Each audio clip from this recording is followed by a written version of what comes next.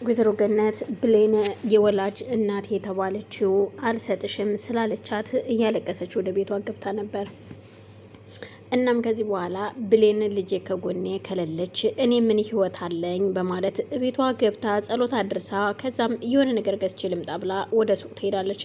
ወደ ሱቅ ስትሄድ መግዛት የምትፈልገው ነገር ትታ የማያስፈልገውን ራሷን የምታጠፋበትን በረኪናዋን ገዝታ በዘንቢል ትመጣለች። አንዲት በረኪና ትልቅዬ ዘንቢል አንጠልጥላ ነበር የመጣችው። መታልጋው አፋፍ ላይ ቁጭ ብላ ነበር። ቁጭ እንዳለች ግን መላእክቶችን ከፊት ለፊቷ እያየች ፈጣሪ ሆይ እኔ ኃጢአተኛ ነኝና አንተ ይቅር በለኝ፣ እውነት ልጄን አጥቼ መኖር ስለማልችል ነው ይህንን ነገር የማደርገው ትላለች። ዳግም ቃልን ራት ልጋብዝሽ ብሎ ቤቱ አስገብቷት ነበረና ቤቱ መጠጥ አዘጋጅቶ ስለነበር በይሽ ጠጭ ሲላት እሷ መጠጣት ስላልፈለገች ለምን አትጠጣም ግን የምትጠጭ የመጠጥ ሰው አትመስይኝም ሲላት አረ በስሟም በደንብ ነው የምጠጣው እንደውም ስጠኝ ጨምርልኝ ትልና አንድ ሁለቴ ጎንጨት ትልና ትጠጣለች። በዛን ሰዓት ራሷን ያማታል። እናም ራሷን ካመማት ከሰከርኩኝ ግን ብዙ መለፍለፊ አይቀርም በቃ እንደውም እጠጣለሁ ጠጥቼ ነው ካንተ ጋር ማውራት የምፈልገው ትለዋለች። እሱም ስልኩን አዘጋጅቶ ቁጭ አደረገ። ሪከርድ ላይ አድርጎ አስተካክሎት ካጠገቡ ቁጭ አድርጎታል። እናም ቃል ከዛም በኋላ ስታወራ ብሌን እኮ ታድላ እናቷን አገኘች ትክክለኛ እናቷን ሲላት በስካር መንፈስ ስለነበረች አትሳሳት ብሌን ትክክለኛ እናቷን አላገኘችም። እሷን እግዚአብሔር ይወዳታል። እኔ ግን ይኸው እናቴን አጥቼ ስንት ዓመት ሙሉ እንከራተታለሁ። እናቴ ምህን ጊዜ እየተንከራተተች ይሆናል እኔም ፍለጋ ሲላት በፍጹም አንተ እድለቢስ አይደለህም። ደግሞም እኔ ያለውልህ እድለቢስ ነኝ ብለህ ፈጣሪህን አታማር። እኔ እስካለው ድረስ እድለኛ ነህ። እንደውም ካልክስ እድለቢስ የሆነችው ብሌን እንጂ አንተ አይደለህም ትለዋለች። እንዴት ሆኖ ነው እሷ እድለቢስ የምትሆነው? እሷማ እድለኛ ስለሆነች እኮ ነው ትናንትና ያው ስንት ዓመት የጠበቀቻትን ወላጅ እናቷ እቤት ድረስ መሰስ ብላ እየመጣችላት ሲላት በፍጹም ይውልህ እቺ ሴት የብሌን ትክክለኛ እናቷ አይደለችም። መቼም አንተ ማለት የኔ ነህ እኔ ማለት ያንተ ነኝና ካንተ የምደብቀው ምንም አይነት ሚስጥር አይኖረኝም ትለዋለች።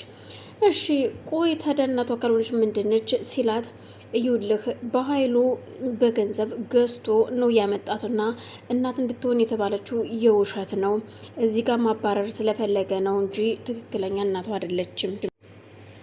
እንዴት ነው ነገሩ አልገባኝም ሲላት እዩልህ የብሌን ትክክለኛ እናቷ አይደለችም ሲለው የሚፈልገው እሱም ይሄንን እንድትነግረው ስለነበር ከዛም በኋላ በጣም ጥሩ ነው የሚገርም ነው እኔም የምፈልገው ይህን እንድትይኝ ነበር ይላል።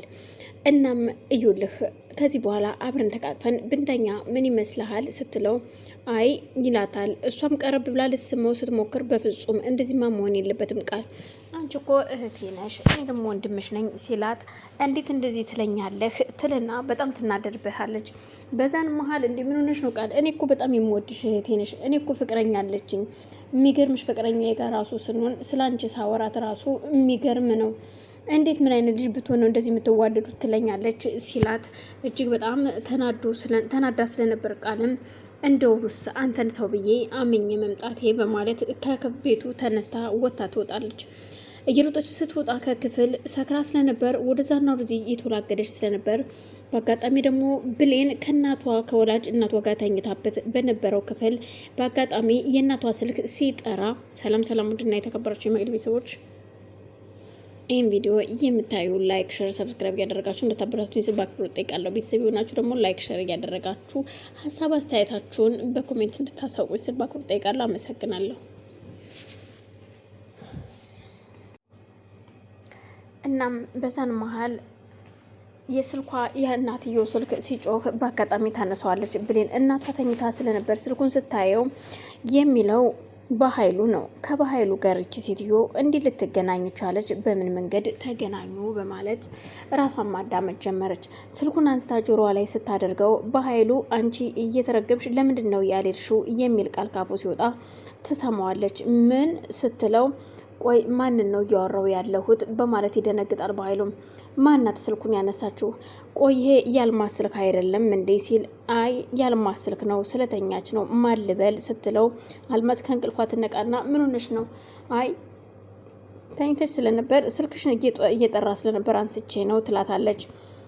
ወይዘሮ አልማዝም ስልኩን ከብሌን ላይ ተቀማና ማን የደወለው ስትል ሄሎ ስትለው እሱም ደንግጦ ስለነበር ስልኩን አላዋራትም። ዝም ብሎ ሲያዳምጥ ጠብቁ ወይ አጎትሽ እኮ ነው የደወለው፣ የኔ እናት አጎቴ ነው ልጄ አልምምን አልመጣሽም እያሉ እኮ ነው ትላታለች።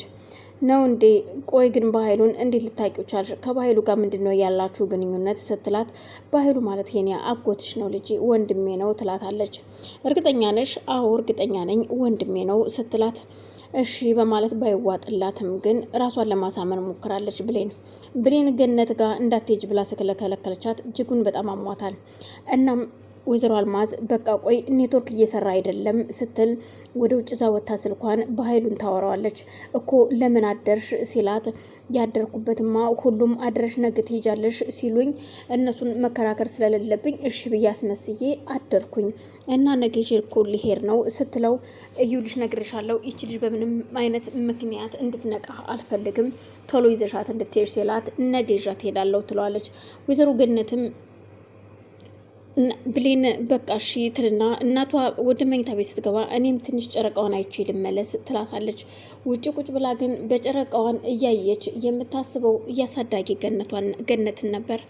ገነት እኮ እናቴ ብዙ ነገር አድርጋለኛለች፣ ግን እንዴት እንደዛ ልናገራት እችላለሁኝ በማለት ራሷን ቢያማትም ግን ያው ምንም አማራጭ የለኝም ስትል ቆይ እንደውም ደርሼ መምጣት አለብኝ ትልና ከመኝታ ቤት ትገባና ልብሷን ለባብሳ ትወጣለች። እንሄዳለን ስትላት መጣው